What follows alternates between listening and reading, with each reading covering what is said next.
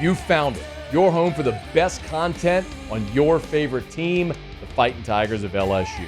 Do us a favor. Subscribe to the channel. Leave your comments below. And be sure to smash that like button.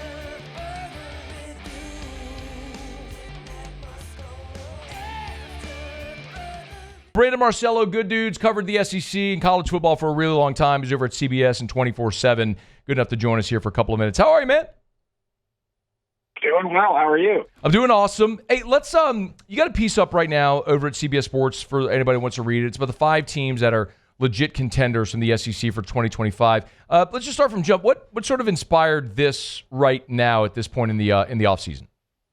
Well, I'm still, I'm in football mode. I think a lot of us still are. Yeah, college football is my bag, and spring practices are going on. I think people have lost sight of that. The spring's been dominated by this idea of, well, spring games are going away and the transfer portal's opening back up in April, so not much matters right now. But we can still talk about these teams and their makeup and what they're looking like. And when you look at the bigger conferences, it's very clear the college football playoff contenders for next year are pretty clear to me. And among those teams in the SEC, to me, is LSU. I'm still a big believer in Brian Kelly, and boy, this offseason, they have just absolutely been winning with the way they've worked the transfer portal. So why are you bullish on Kelly when many aren't?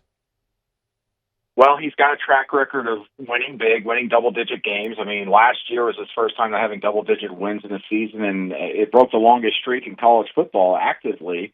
And I think that he was missing some pieces there, obviously.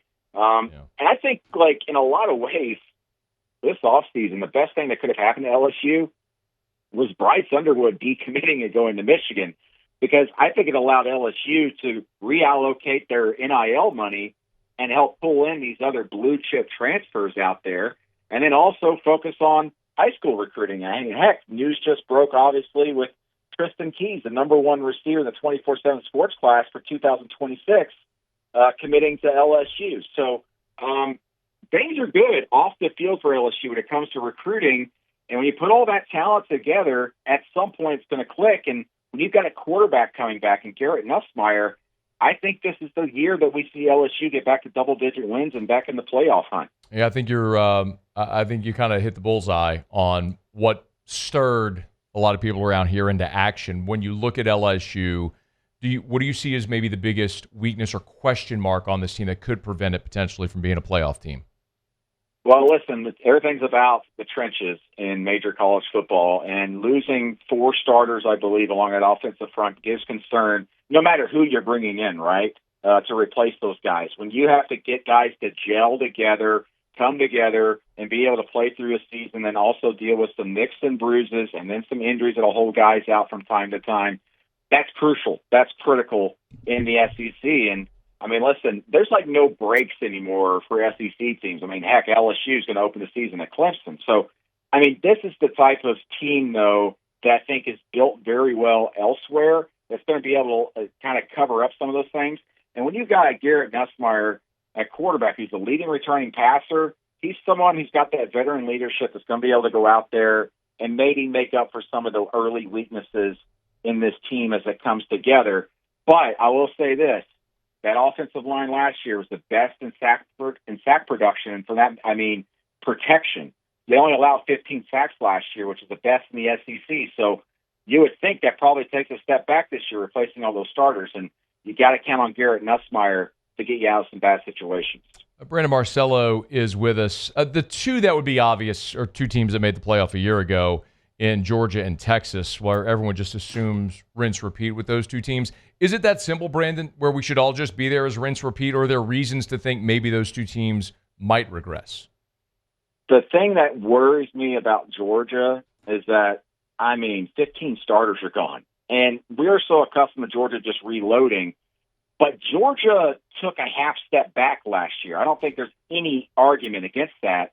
And so when you lose the starters from that team and you're having to reload from that, are you expecting all of those backups or guys lifted up into full-time starters to be better than the guys they replaced immediately?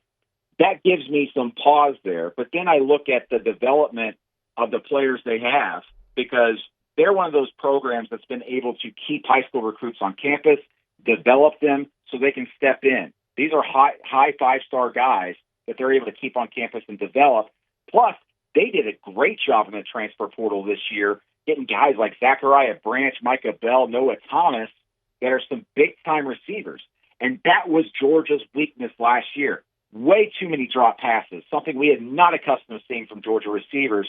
So they went out and got some impressive receivers from the transfer portal to help everything out as they start this new era without Carson Beck at quarterback. It's also interesting, though, because I mentioned Georgia and Texas, who are both playoff teams. Well, so is Tennessee, but you don't have Tennessee on your list of the 5 teams you're likely to be in the playoff, or the best shot to make the playoff. You do have Tennessee and Florida as wild cards to watch, but why is Tennessee outside looking in here? I hem and haw between Tennessee and Ole Miss, right? And the thing with me with Tennessee is that I could see them losing 4 games, or I could see them going 10-2 or 11-1. But their margin for error is wider than what I see with Ole Miss and LSU with the schedule they have. I mean, Tennessee's in a situation where they have to go to Alabama, they have to go to Florida, and Tennessee under Josh Heupel, for whatever reason, has been the type of program that stubs its toe somewhere. It doesn't have a really great, impressive performance on the road somewhere. So I worry about that. I worry about them obviously having to play Georgia. I also worry about them having to go to Kentucky, which may sound weird, but that does concern me. Are they going to stub their toe and have a 3rd or 4th loss? So Tennessee, right now, I put on barely on the edge there in the periphery. So you mentioned the other team that you hemmed and hawed was Ole Miss. So why then Ole Miss in? Yeah, we've been fooled twice by them, right? Thinking that they're going to be a playoff team. And listen, I'm a fool. I'm going to fall for them again. I'm going to do it. Lane Kiffin is the portal king for a reason, and they once again reloaded there. I like the way that offense is kind of plug and play for a lot of their guys coming in. I do wonder about the defensive line. I mean, you can't just lose guys like Walton Nolan and Princely and just kind of expect everything to be okay. But you got Perkins coming back, who had 10.5 sacks. So I almost refer to Ole Miss as like a mini Alabama or mini Georgia in a lot of ways, where they just kind of are able, in this point in the Lane Kiffin era, to kind of just reload. And I do wonder if Kiffin now has been able to kind of course correct some things and get some things back in order. Also, I'll say this, their schedule is pretty conducive to having another 10 or 11 win season this year. They have to go on the road to Georgia and Oklahoma this year, but guess what? They don't have to deal with the likes of Alabama or Texas on the schedule this season. So I like their schedule, and it sets up very well for them to make a push to get into the playoff. Brandon Marcello from CBS Sports, of course, 24/7 as well, all part of the same family. Okay, so the one then that I would look at kind of cross-eyed is Alabama, who you have in there. Yeah. I think there's still people defaulting to the jersey. Why is Bama there? Well, I think I'm a big believer in Ryan Grubb, number one, as an offensive coordinator, and I do think that Kalen DeBoer was missing something there, not having his right-hand man on the staff. I mean, they've been together for the better part of the last 20 years, and they weren't together last year. And now he's coming in to coordinate an offense where I think last year they were trying to push Jalen Milroe to do things that he's not necessarily comfortable with in that offense. And now that Ryan Grubb's coming in, they feel really good about Ty Simpson and the others being able to kind of mold that offense around what they do well, but it also is a type of quarterback that Ryan Grubb's able to work with and do so with a lot of success.